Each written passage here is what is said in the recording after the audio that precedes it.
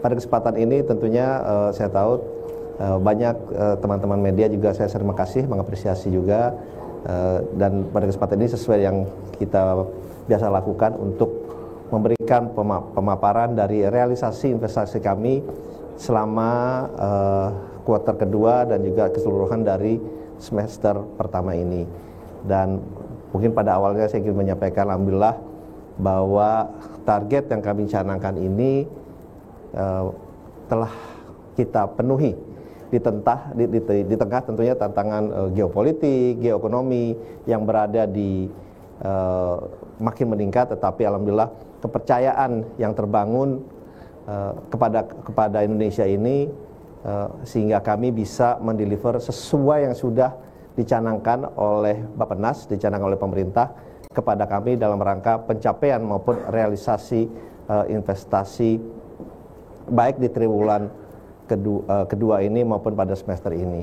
Nanti tentunya detailsnya akan saya sampaikan secara langsung, secara details, dan pada kesempatan ini tentunya banyak hal juga yang kita bisa saya sampaikan karena begitu aktifnya juga peran dari pemerintah, terutama Bapak Presiden, berkunjung ke banyak negara itu juga membuat kepercayaan atau confidence dari banyak pihak luar negeri. Dan dalam kesalahan ini tentu saya ingin menyinggung juga dengan keberadaan Danantara sebagai sovereign wealth fund kita, itu juga menambah kepercayaan dari para investor untuk berinvestasi di Indonesia, karena mereka tahu kita juga bersama-sama bisa berinvestasi dengan mereka baik di Indonesia maupun di luar negeri. Mungkin itu pembukaan dari saya. Terima kasih. Wassalamualaikum warahmatullahi wabarakatuh. Waalaikumsalam warahmatullahi wabarakatuh. Baik, Pak Menteri, tadi sudah di-highlight bahwa di triwulan kedua ini dan masuk ke semester yang kedua atau melihat pencapaiannya alhamdulillah tercapai ya Pak target walaupun di tengah tantangan-tantangannya ada. Sekarang kita mulai seperti apa Pak untuk realisasinya? Okay. Kita langsung saja mungkin kita bisa mulai untuk paparan data yang pertama. Ini kita mulai dari capaian realisasi investasi triwulan kedua terlebih dahulu Pak di tahun 2025 ini itu seperti apa Pak Rosan? Oke, kalau kita lihat kita mulai ini adalah pencapaian pada realisasi investasi triwulan kedua tahun 2025. Kita lihat angkanya itu 477,7 triliun Mbak Sarah ya. Dan ini adalah peningkatan 11,5% dari tahun sebelumnya. Kalau kita bandingkan year on year-nya yang mana tahun sebelumnya 428,4 triliun. Dan kalau kita lihat dan yang ini adalah yang paling penting, penyerapan tenaga kerja. Penyerapan tenaga kerja yang terjadi dari hasil investasi yang masuk di dalam kuartal kedua ini adalah 665.764 orang. Jadi ini adalah penyerapan tenaga kerja yang tercipta dari hasil investasi hanya di kuartal kedua. Nanti saya akan sampaikan tentunya pada the whole semester sesudah ini.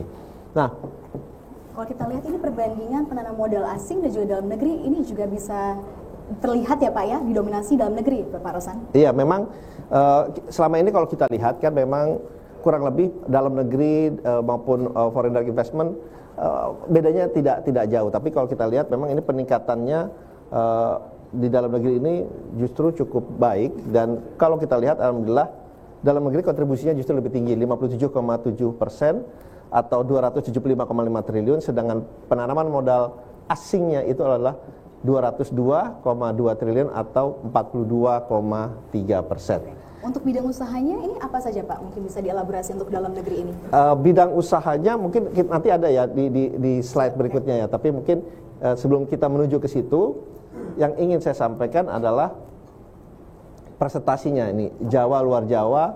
Kalau dulu memang banyak terkonsentrasi di Jawa, sekarang kita lihat perbandingannya hampir sama ya. Dan ini alhamdulillah yang kita harapkan memang investasi ini itu lebih merata ke semua daerah, sehingga pertumbuhan ataupun sektor-sektor baru, pertumbuhan ekonomi baru termasuk penciptaan lapangan pekerjaannya itu juga makin menyebar. Nah ini kita lihat kalau luar Jawa sekarang 50,3% atau 240,2 triliun, Jawa itu 237,5 triliun atau 49,7%. Dan kalau kita lihat lebih dalam lagi, biasanya ditanya nih, ini dari kontribusinya investasi yang masuk paling besar di daerah mana saja.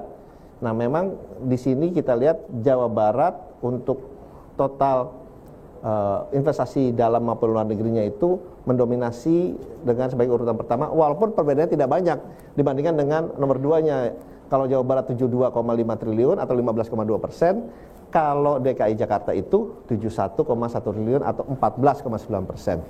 Dan kemudian diikuti oleh Jawa Timur 8,1%, kemudian Sulawesi Tengah 6,6% atau 31,6 triliun, dan berikutnya adalah Banten 6,2%. Tapi ini sebenarnya kita bisa melihat lebih dalam lagi, bukan hanya di Jawa Barat saja, bukan hanya di level provinsi, tetapi level kabupaten, kota. Ini kita bisa breakdown di daerah mana saja investasi yang masuk di Jawa Barat. Ini saya contohkan aja, kita ambil Jawa Barat misalnya ya, provinsi Jawa Barat.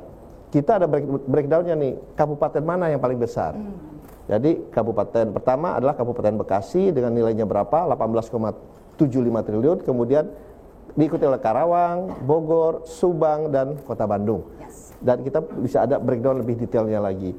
Termasuk adalah industrinya itu industri apa saja. Nah, industrinya kita lihat, oh kalau di Jawa Barat nih, industrinya paling banyak di industri misalnya nomor 2-nya kendaraan bermotor atau alat transportasi lain. Kemudian perumahan. Coba kita bandingkan misalnya dengan Sulawesi Tengah. Yang di luar Jawa ya Pak? Ya, di luar Jawa. Oh, kalau di luas Sulawesi Tengah ternyata industri logam dasar atau barang logam itu nomor besar. Kedua, kemudian diikuti oleh pertambangan, dan yang ketiga oleh industri kimia dan farmasi. Jadi memang kalau kita lihat perbedaannya sesuai dengan karakteristik dari keunggulan daerah masing-masing. Nah, sehingga kita juga menyesuaikan dari segi penyerapan tenaga kerjanya itu kita memberikan juga pendidikan sesuai dengan daerah masing-masing, sehingga penyerapan tenaga kerja dari setiap daerah itu memang mempunyai karakteristik yang berbeda-beda sesuai dengan investasi yang masuk dan kebutuhannya yang kita sudah trajektori dari jauh-jauh hari sebelumnya. Jadi kita sudah menyiapkan human capitalnya ini itu bukan 6 bulan atau setahun, tapi sudah dari 2 tahun, 3 tahun sebelumnya gitu. Karena investasi yang masuk itu biasanya pada saat mereka membuat misalnya pabrik atau manufacturing itu akan membutuhkan waktu misalnya 2 tahun untuk bangun pabrik, ya kan. Jadi selama 2 tahun itu kita siapkan orang-orangnya, human capitalnya, sehingga ini juga akan mendorong peningkatan dari sumber daya manusia kita. Nanti penyerapan tenaga kerja juga bisa semakin maksimal ya Pak ya? Iya, iya. Ya, sekarang tadi kita lihat dari daerahnya Pak, tapi sekarang kalau kita bergerak, dia lihat dari sektornya apa saja Pak yang menjadi yang unggulan, yang utama? Ya, ini sektornya, ini kita lihat dari gabungan itu dua ya, dari penanaman modal asing maupun penanaman modal dalam negeri. Di triwulan kedua ini, pertama industri logam dasar, barang logam, bukan besi dan peralatan itu 67,1 triliun, kemudian pertambangan 53,6 triliun atau 11,2%, jasa lainnya, kemudian diikuti oleh transportasi gudang dan telekomunikasi, dan juga perdagangan dan reparasi. Jadi, dan ini sebenarnya masih ada lagi ke bawahnya, tapi kita hanya tampilkan 5. Setelahnya kalau kita tampilkan semuanya nanti cukup panjang, tapi kita terbuka untuk nanti teman-teman media menginginkan lebih lanjut lagi, kita akan bisa berikan maupun kepada siapapun. Nah, ini kan kita lihat ya Pak, untuk industri logam dasar, barang logam, bukan besi peralatannya memang mendominasi atau dominan. Tapi untuk tren global saat ini kan seperti sekarang lagi green energy transition. Seperti apa ini dampaknya juga terhadap permintaan untuk produk logam dasar dari Indonesia? Ya, karena kita juga Indonesia ini kan kita we are committed ya to have net zero emission, zero emisi by 2060. Nah, persiapan menuju itu tentu kita sudah siapkan. Oleh sebab itu, salah satu kalau kita lihat dari, saya agak melompat sedikit ya, dari yang dicanangkan dalam PLN untuk 5 tahun ke depan, justru 76% itu electricity kita akan berasal dari renewable energy, dari energi hijau, energi bersih. Ya, sehingga pemerintah sudah mencanangkan, sehingga pada saatnya bahkan sebelum 2060 kita inginkan kalau bisa 2050 net zero emission ini sudah bisa kita capai. Nah, jadi peningkatannya juga sangat-sangat besar, karena kalau kita lihat potensi dari our renewable energy itu kurang lebih mencapai hampir 3.700 triliun. Yang dimana terdiri dari solar, dari geothermal, dari tenaga angin, tenaga surya, dan yang lain-lainnya. Tapi kita punya skala prioritas kembali lagi sesuai dengan daerah masing-masing. Misalnya kalau di Jawa dan Sumatera kita lebih mendorong ke investasi, kita arahkan ke geothermal karena memang kita kan juga sebagai negara salah satu mempunyai reserve terbesar di dunia untuk geothermal. Jadi itu juga kita sesuaikan dengan karakteristik dari keunggulan juga dari setiap daerah, reserve-nya yang banyak di mana, sehingga semua resources in term of dari segi kebijakan, dari segi human capital, dari segi teknologi, itu juga kita dorong agar proses-proses itu bisa berjalan dengan baik dan cepat ke depannya. Oke. Nah, sekarang kita akan lihat sendiri, nih Pak, untuk negara-negara utama atau penyumbang realisasi investasi terbesar yang sudah ada top 5 countries, mungkin bisa dielaborasi lebih lanjut Pak Rosan? Ya, kalau kita lihat memang ini perubahannya tidak banyak, terutama dari 3 besarnya ya. Kalau kita lihat, ini kalau dari negara Singapura ini boleh dibilang udah selama lebih dari 10 tahun lebih tuh selalu menduduki ranking pertama dalam realisasi FDI ke Indonesia. Kemudian Hong Kong dan juga Tiongkok memang kita pisahkan. Kemudian baru Amerika Serikat, US dan juga Malaysia. Karena memang yang kami bukukan adalah dari negara di mana institusi itu terdaftar. Mereka kemudian investasi ke Indonesia. Jadi ini adalah kurang lebih gambarannya 5 besar. Kembali lagi we have all the details sampai negara sampai yang paling investasi paling kecil pun kita ada gitu, dan sesuai dengan industrinya, sesuai dengan target-target yang kita sudah canangkan juga gitu ya. Nah, sekarang kita mau bergerak Pak Rosan, mau melihat potret untuk realisasi investasi hilirisasi untuk triwulan kedua di tahun ini. Pak Rosan mungkin bisa dijelaskan dan mungkin dari totalnya terlebih dahulu secara summary besar. Ya memang kali ini memang kita agak beda, kita tampilkan lebih detail lagi hasil investasi dari hilirisasi. Kenapa? Ya karena kami adalah Kementerian Investasi dan Hilirisasi. Jadi kita tampilkan, kalau dulu kami hanya tampilkan secara angka besarnya saja, tapi sekarang kita coba tampilkan realisasi dari investasi ini ternyata cukup signifikan dan meningkat dari tahun ke tahun, terutama contohnya dari segi persentasenya itu kontribusinya 30,2%. Lonjakannya lumayan besar ya? Lumayan. Jadi ini berapa peningkatan yang cukup besar, dan kita pun juga kalau kita lihat biasanya kita bicara hilirisasi konotasinya mineral kebanyakan ya kan. Nah, memang sekarang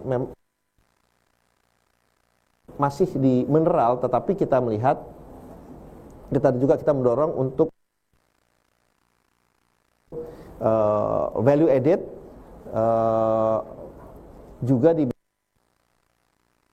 bidang kita dorong di bidang kita lihat perkebunan, kehutanan dan yang lain-lain,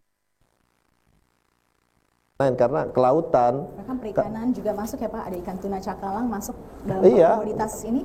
Ini berarti kedepannya seperti apa nih Pak untuk proyeksinya? Melihat kan seperti tadi Pak Rosan bilang sebelumnya mineral itu yang menjadi top of mind, tapi ternyata ada loh potensi-potensi lainnya. Ada, oleh sebab itu contohnya ya mungkin di kelautan, contohnya coba di kelautan.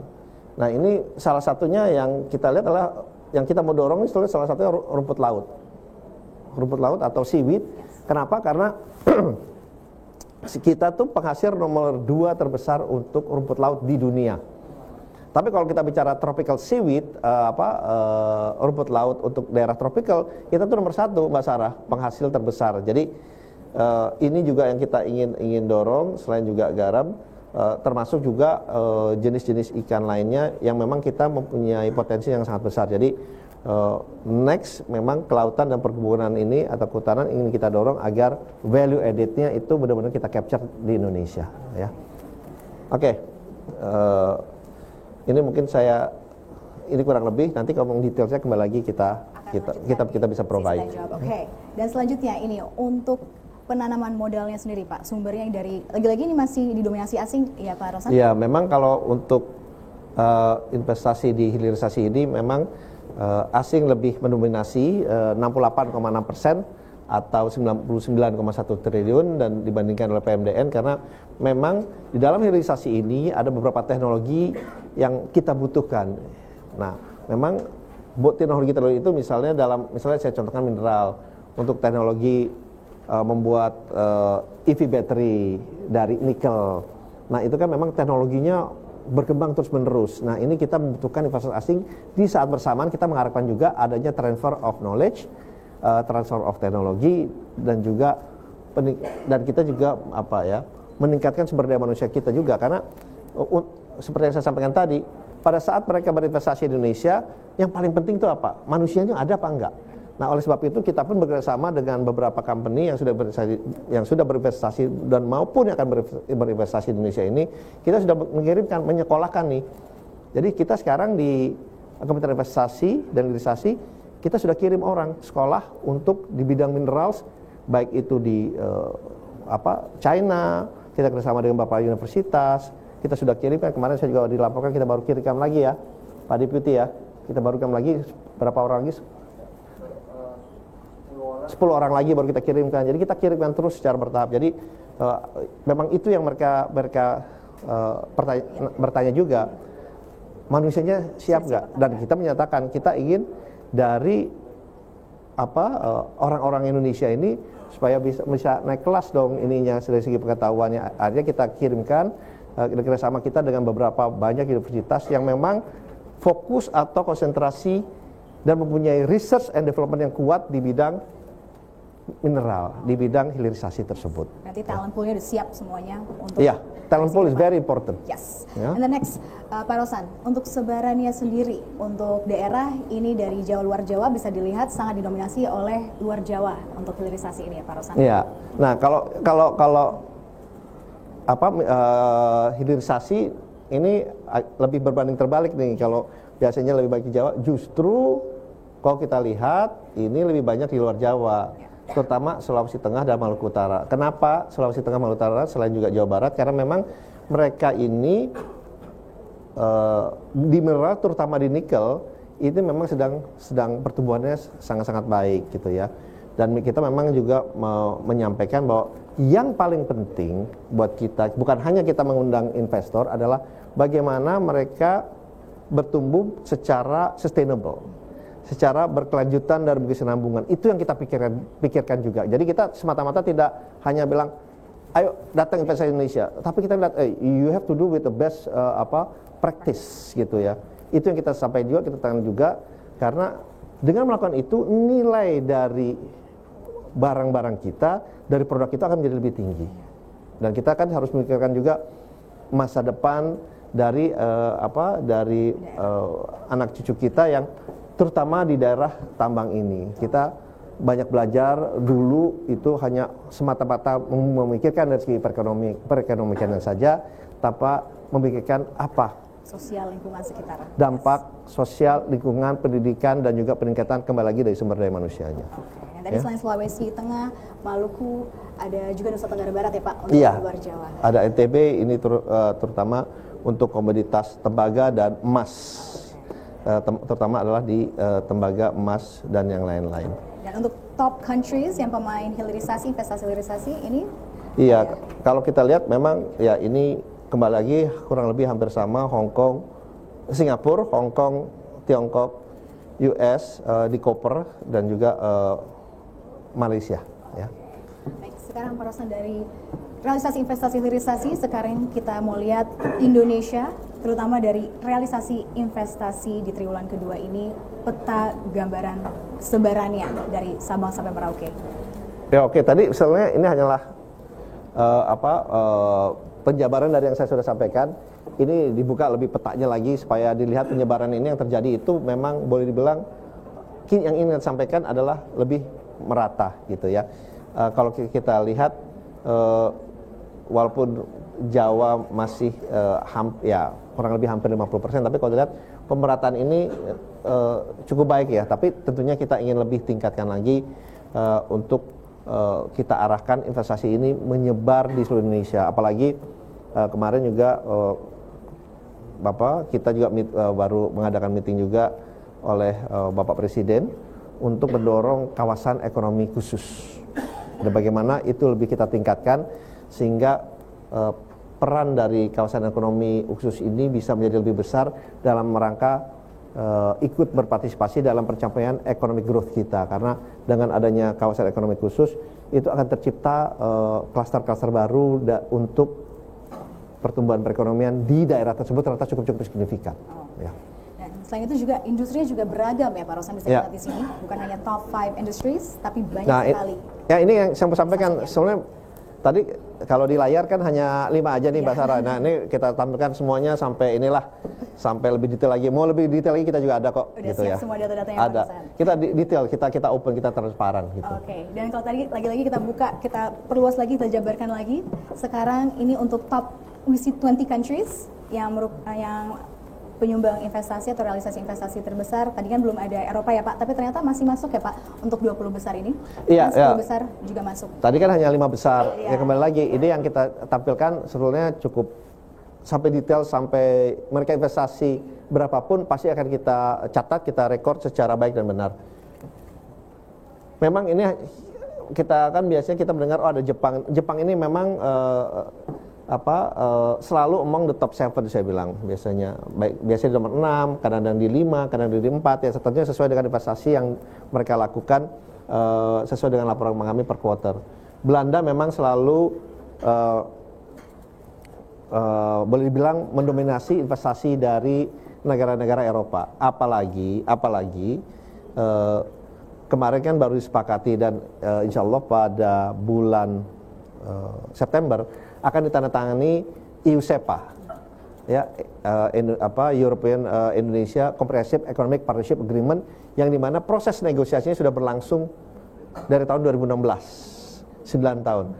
Alhamdulillah kemarin disepakati langsung di Brussels, kebetulan saya juga menghadiri langsung dengan Bapak Presiden.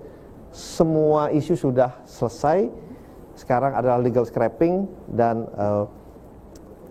bulan September akan ditandatangani dan setahun kemudian hopefully udah mulai berjalan, dan itu juga akan kami yakini men-trigger meningkatnya baik dari segi investasi, perdagangan, tourism atau people of people contact ke depannya buat Indonesia. Jadi ini adalah satu langkah positif juga dalam rangka kita bagaimana kita mengantisipasi geopolitik dan geoekonomi yang masih bergerak terus pada saat ini. Dari sini kita bisa lihat juga ya Pak ya, untuk detailnya, contohnya tadi Pak Rosan mention Belanda, kita bisa juga lihat di sini.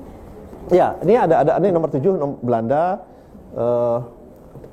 dan inilah adalah investasi yang masuk dari Belanda. Kemudian ada juga Jerman, kemudian juga ada Prancis. Prancis juga kita melihatnya ke depannya juga akan lebih meningkat lagi. Karena hubungan juga makin baik dengan negara Prancis. Jadi beberapa investasi yang mereka sudah lakukan juga mereka sampaikan akan mereka perbesar lagi untuk menjadi hub di ASEAN, gitu ya. Something to look forward to, dan pasti kita persiapkan dengan baik juga. Ya, Pak Rosan.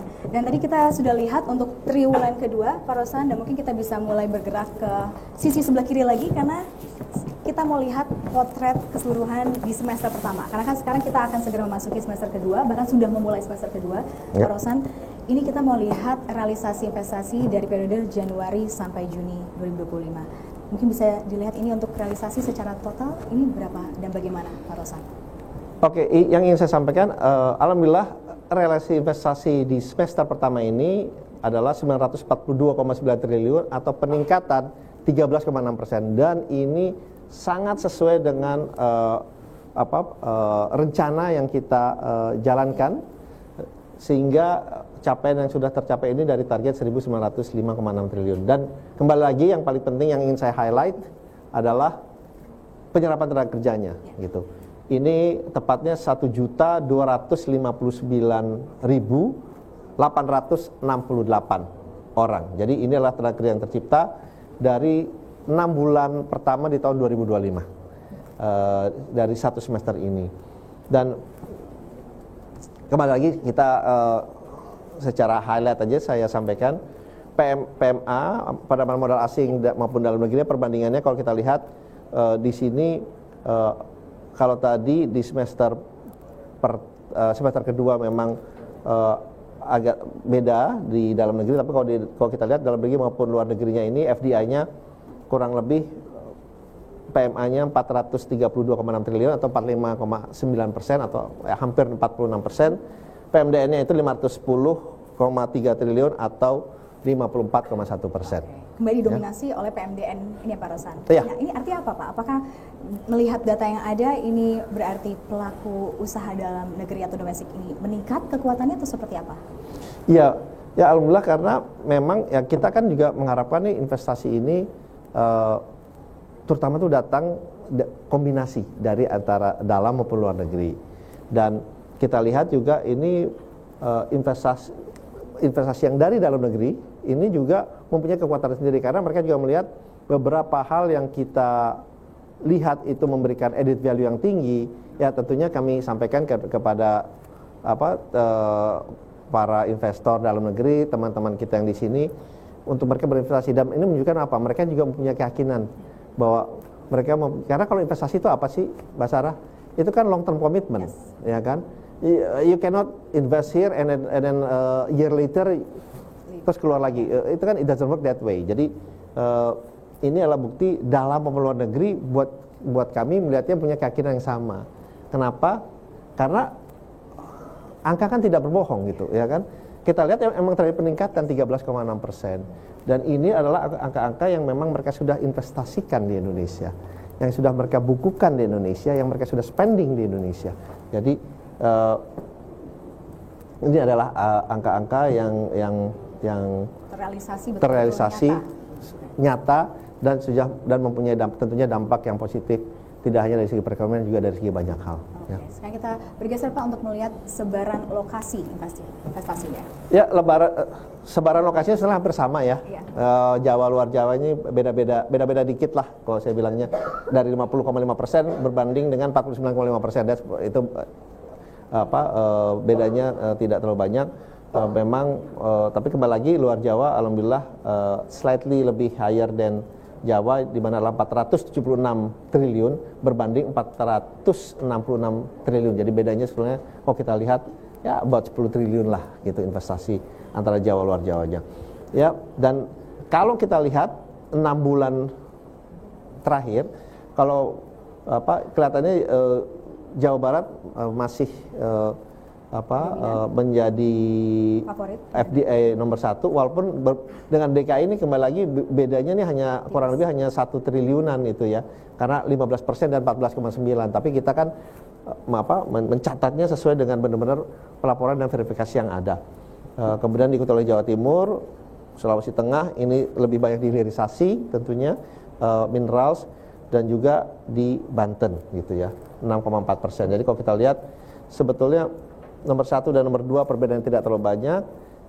3, 4, 5 itu terutama 4, 5 itu relatif perbedaannya juga dari segi numbers itu tidak terlalu banyak juga. Tapi itu yang kita harapkan. Jadi setiap daerah perbedaan tidak terlalu banyak. Jadi bisa merata di seluruh daerah di Indonesia.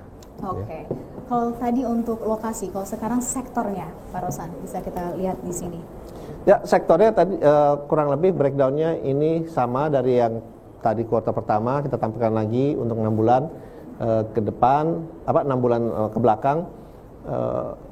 Di sektor industri logam dasar itu 14,3% atau 134,4 triliun, dilanjutkan oleh transportasi, gudang, telekomunikasi 11,7%, pertambangan 10,8% atau 102,2 triliun, jasa lainnya dan juga perumahan, kawasan industri dan perkantoran. Jadi kita juga ingin terus mendorong terutama juga seperti yang kita sampaikan di kawasan industri.